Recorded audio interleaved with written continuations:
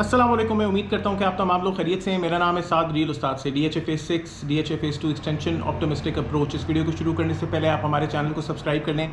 Video पसंद आए तो इसे लाइक करिएगा और भी लोगों के साथ शेयर करिएगा। आज की इस वीडियो के अंदर हम आपको DHA फेज़ 6 की करंट मार्केट के बारे में बताएंगे। आपको ये भी बताएंगे कि आपको कहाँ पे इन्वेस्ट करना चाहिए और कहाँ पे नहीं इन्वेस्ट करना चाहिए।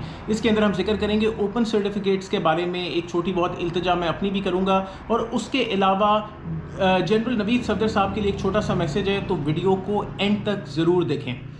सिंस 2005 DHA फेज़ 2 एक्सटेंशन 2005 का प्रोजेक्ट है, आज 2023 चल रहा है, तो लोग अभी तक इंतज़ार कर रहे हैं कि उनको उनका हक मिल जाए। ओपन सर्टिफिकेट्स फ्रॉड, जब DHA 2 एक्सटेंशन के अंदर 1 एक्सटेंशन के अंदर DHA वैली के अंदर हमने ओपन सर्टिफिकेट्स देखे। ओपन सर्टिफिकेट्स हम मार्केट में और भी मुताद्दद हाउसिंग सोसाइटीज़ में देखते हैं ओपन फाइल्स के नाम से। जब भी कभी आपको ये ओपन एक्टिविटी का नज़र आए, भाई उधर से इज्तनाब करें। और डेफिनेटली डीलर्स भी ये सब चीज़ें बेचते हैं, हमने भी बेची हैं, लेकिन डीलर को आप इस तरीके से एट फॉल्ट नहीं कह सकते कि यार आप एक वादा भी ख़रीदने के लिए तैयार हो गए या हवा ख़रीदने के लिए तैयार हो गए। कोई ना कोई होगा जो आपको वो बेच रहा होगा और उसमें फ़ायदा वो हासिल करेगा।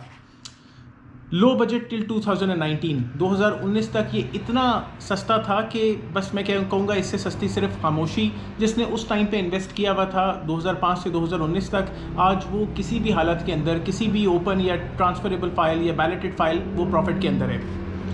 करंट सेक्टर्स, बैलेटेड की बात करते हैं। Sector A1, B3, C1, C2, C3 और C3 एक्सटेंशन।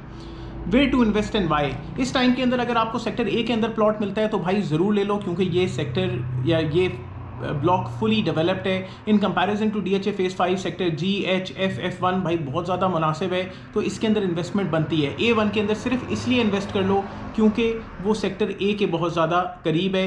B3 के अंदर इसलिए इन्वेस्ट कर लो क्योंकि वो एक डेवलप ब्लॉक है और उसके अंदर कुछ अनडेवलप्ड एरियाज़ भी है, वो भी इन्वेस्ट करने के काबिल हैं। C1, C2, C3 को आप होल्ड कर सकते हैं। You should hold on to it, क्योंकि मार्केट कुछ ना कुछ ग्रोथ करेगी। वो इतना ना तो महंगा है ना तो इतना सस्ता है, तो बस एवरेज आउट है। C3 एक्सटेंशन के अंदर इसलिए इन्वेस्ट कर लो क्योंकि भाई वो एक तो बहुत खूबसूरत टेरेन है और बहुत चीप है, इस टाइम के ऊपर मुफ्ता है भाई। करंट मार्केट स्ट्रेंथ, इस टाइम के ऊपर मार्केट स्टेबल हो रही है। खान साहब के जाने के बाद, यानी रिजीम चेंज होने के बाद मार्केट कोलैप्स की, टैक्सेस लगे रियल एस्टेट के ऊपर, मार्केट कोलैप्स की।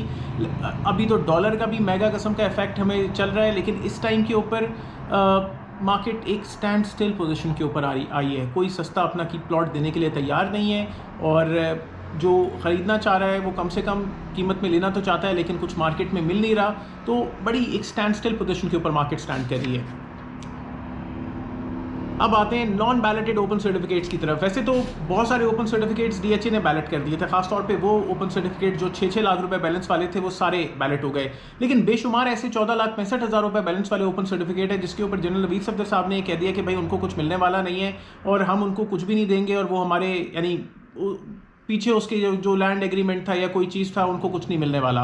और इस चीज़ से तकरीबन 62-63 या 65 लाख रुपए से इनकी कीमतें रिवर्स होकर तकरीबन 50-55 के ब्रैकेट के अंदर फॉल कर गई। लोग दिल बर्दाश्ता हो गए हैं, अपने प्रोडक्ट को छोड़ रहे हैं। इन लोगों को क्या करना चाहिए और DHA को इनको कुछ देना चाहिए, कुछ नहीं देना चाहिए, आए उसके ऊपर बात करते हैं। Product of DHA as author, इस जो प्रोडक्ट का बनाने वाला है या जैसे किताब का लिखने वाला ऑथर होता है, इस प्रोडक्ट का बनाने वाला भी DHA है। तो इस चीज़ को आप मार्केट में खुलेआम सर पे रख के बेचें, इसलिए नहीं क्योंकि ये DHA का प्रोडक्ट है और इसके साथ सब्र करें। Holder in due course promissory note, अगर मैं प्रॉमिसरी नोट की बात करूँ तो आपका जो करेंसी नोट होता है या चेक जो होता है या बिल ऑफ लैडन जो होता है, ये प्रॉमिसरी नोट्स होते हैं। और holder in due course promissory note में वो बंदा होता है कि भाई जिसको पता ही नहीं होता कि यार इसके बैक एंड के ऊपर जो इसका एग्रीमेंट है वो फ्रॉडलेंट है या ये चोरी का सर्टिफिकेट है या जो भी इसका मामला है, उसने मार्केट से ख़रीद लिया गुड फेथ के अंदर, उसको नहीं पता था इसके साथ क्या बुरा मामला है या क्या इसके ऊपर एग्रीमेंट है, उसने ख़रीद लिया।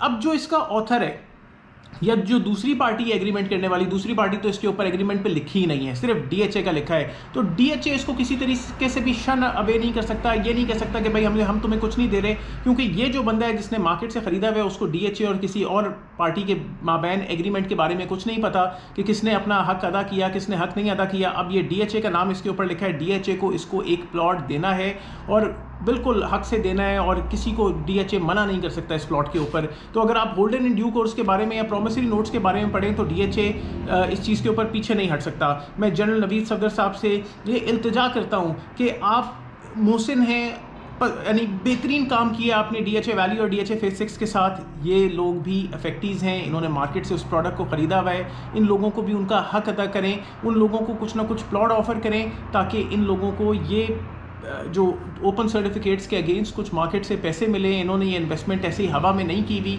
तो इनके साथ ये ज़्यादती आप ना करें। और उसके अलावा जो ओपन सर्टिफिकेट 14,65,000 रुपये प्रीवियसली क्लोज थे आपके पास, यानी कुछ ऐसे ओपन सर्टिफिकेट थे कि जिन्होंने 2019 में 2018 में अपने नाम पे करा लिए थे, उन लोगों को तो आपने बैलेट कर दिया।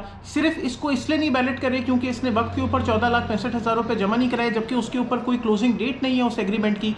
तो या तो सबको आप, यानी उस एग्रीमेंट के अगेंस्ट आपने जो 1000, 2000, 100, 200 सर्टिफिकेट मार्केट के अंदर दिए थे, अगर उन लोगों की फाइलें आपने बैलेट कर दी हैं तो भाई उनको भी कैंसिल करें इनके साथ। और अगर कैंसिल नहीं करते, उनको कुछ दे दिया, तो इन लोगों को भी कुछ दें। तो ये मेरी आपसे इल्तिजा है, अल्लाह करे आप तक ये बात मेरी पहुंच जाए। उसके अलावा last but not the least, मैं अपनी एक इल्तिजा रखना चाहता हूँ भाई, मुझे DHA फेज 6 के अंदर B3 के अंदर डेवलप प्लॉट रिक्वायर्ड है। अगर आपके पास है, आप बेचना चाहते हैं तो काइंडली मुझे कंफर्म इसमें अवेलेबिलिटी दें। DHA वैली के अंदर अगर आपके पास 8 मरले का बैलेटेड कमर्शियल है तो मैं उसका भी बायर हूँ। मैं उम्मीद करता हूँ कि आपको इस वीडियो से फ़ायदा हुआ होगा। अगर फ़ायदा हुआ है तो आप हमारे चैनल को लाइक करें, शेयर करें, सब्सक्राइब करें। अपना बहुत ख्याल रखें। अस्सलाम वालेकुम।